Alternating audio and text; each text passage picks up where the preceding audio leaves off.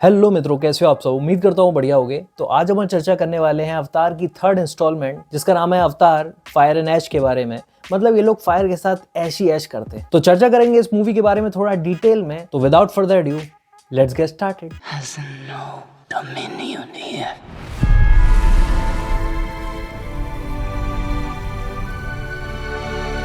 मैं ये मान के चल रहा हूँ कि तुमने अवतार की सारी मूवीज देख रखी है, तो इसलिए जो भी डिस्कशन होगा थोड़ा सा डिटेल में होगा। टिके रहना, नहीं तो मैं ऊपर ऊपर से बताने की पूरी तरह से कोशिश करूंगा। तो जैसा कि हम सब जानते हैं, जेक सिली जो अपनी फिल्म का मेन प्रोटैगनिस्ट है, अपनी वाइफ नेत्री और अपने बच्चों के साथ रह रहा होता है। पार्ट सेकंड के एंड में हमको पता है कि कर्नल माइल्स क्वेरिच का जो लड़का है वो जेक सिली की फैमिली के साथ रह जाता है, जो कि एक इंसान है। और पार्ट 3 की कहानी बस इतनी सी है कि एक दिन जेक सिली और उसकी फैमिली रात को सो रहे होते हैं और सुबह उठ कर देखते हैं कि उसका मास्क काम नहीं कर रहा है, क्योंकि इंसान पेंडोरा पे बिना मास्क के सरवाइव नहीं कर सकते हैं। फिर एकदम से उन्हें मास्क चेंज करना पड़ता है और नेत्री और जेक सली दोनों डिसाइड करते हैं कि स्पाइडर को इंसानों के पास ही छोड़ना बेहतर रहेगा, क्योंकि वो यहाँ पे सरवाइव नहीं कर सकता। तो अब जेक सली और उसकी वाइफ निकल पड़ते हैं स्पाइडर को लेके इंसानों को लौटाने के लिए। क्या वो इंसानों तक वहां पहुंच पाते हैं कि नहीं, और कौन सी उन्हें नई क्लैन से मिलना पड़ता है, उनका सामना करना पड़ता है। फिर उसके बाद कर्नल माइल्स क्वेरिच और वेरांग, जो कि राग सभ्यता की महिला है और वो अपने कर्नल के हुस्न में पागल हो गई थी। फिर ये दोनों डिसाइड करते हैं कि मेटकानिया और मार्टिकाया क्लैन से लड़ाई करनी है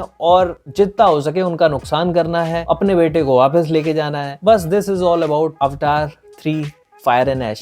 क्या वो ले जा पाते हैं कि नहीं, क्या वो हार जाते हैं, ये जानने के लिए तुम्हें मूवी देखनी पड़ेगी। इसी के साथ मूवी सिखाती है रिश्तों की अहमियत, सिबलिंग्स का प्यार, फिर होता है लास्ट में हाहाकार। साल 2009 में जब पहली अवतार आई थी तो हम लोग के लिए एक नया कॉन्सेप्ट था, एक नई तरीके की कहानी थी, जहां पे हम लोग पूरी फिल्म में थ्रू आउट एलियंस ही एलियंस देख रहे थे। और इस पहले तरह की कहानी लाने के लिए जेम्स कैमरॉन ने रात दिन एक कर दिया और उन्होंने बहुत टाइम से इस पे काम कर रहे थे और उन्हें उसका बेनिफिट में मिला। काफी टाइम तक अवतार का जो बॉक्स ऑफिस रिकॉर्ड है वो कोई नहीं तोड़ पाया था। फिर 2009 के बाद सीधे 2022 में आती है अवतार द वे ऑफ वाटर। यहाँ पे उन्होंने हमको एक नए क्लैन से इंट्रोड्यूस कराया, जो कि थे मेटकानिया क्लैन, जो कि पानी और लैंड दोनों पे रह सकते थे। यहाँ थर्ड मूवी में जेम्स कैमरॉन ने हमको इंट्रोड्यूस कराया है मगवान क्लैन से, जो कि एक तरीके नावी लोग ही हैं, लेकिन ये कैसे कुछ चीजों के लालच में इंसानों का साथ देते हैं और ये मार्टिकाया और मेटकानिया क्लैन के खिलाफ ही लड़ाई लड़ने लगते हैं। अब मुझे ऐसा लगता है कि वो एसेंस उसका खो रहा है। मैं ये नहीं कह रहा हूँ कि मूवी में कोई कमी थी। मूवी के visuals, effects, graphics, background score, each and everything is on point, but still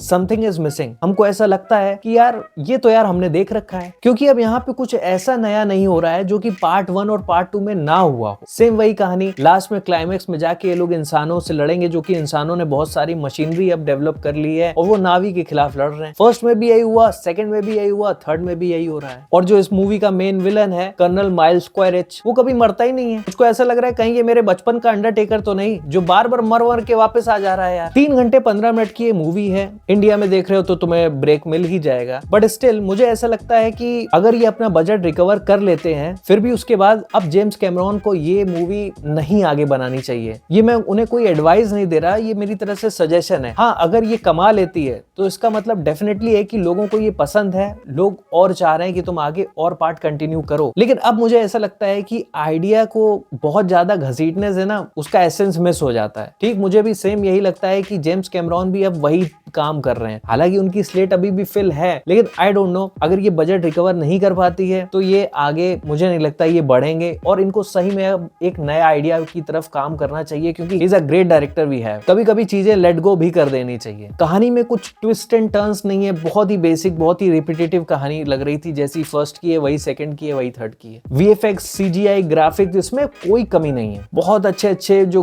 grandeur scenes हैं और वो जो वेल उन्होंने क्रिएट करी है, मतलब समझ रहे हो, वहां पे हर ह्यूमन बीइंग, हर चीज, प्लेनेट का जो कॉन्शियस है, एवा, मुझे लगता है ये सब लिया तो यहीं से गया। जैसे सुनील शेट्टी और पेंडोरा निवासियों में यही कॉमन है कि सुनील शेट्टी के लिए भी धरती उनकी माँ है और वहां पेंडोरा के लिए भी ईवा माता जी बोलते हैं, जो प्लेनेट की कॉन्शियसनेस है, जिससे फ्लोरा एंड फोना जो किरी है वो कंट्रोल कर सकती थी। तो मैं बेसिकली यही कहूंगा कि कहानी में इन्होंने बहुत से लोग तो इंट्रोड्यूस कर दिए, लेकिन कहानी बहुत ही बेसिक रखी है। मैं समझ सकता हूँ कि उनको ये भी चाहिए कि लोग समझ पाएं, लेकिन बट स्टिल मुझे ऐसा लगता है कहानी पे और काम करना चाहिए और कुछ अलग अब इंट्रोड्यूस कराना चाहिए। That's my suggestion. और देखो यार, मैं यहाँ कुर्सी पे बैठ के आराम से किसी की फिल्म के बारे में कुछ भी बोल रहा हूँ, लेकिन वो मेरे से ज्यादा जानते होंगे, क्योंकि after all it's a director medium definitely, but at the end of the day business होगा तो आगे बनेगी, नहीं होगा तो नहीं बनेगी। तो दैट्स ऑल आई से।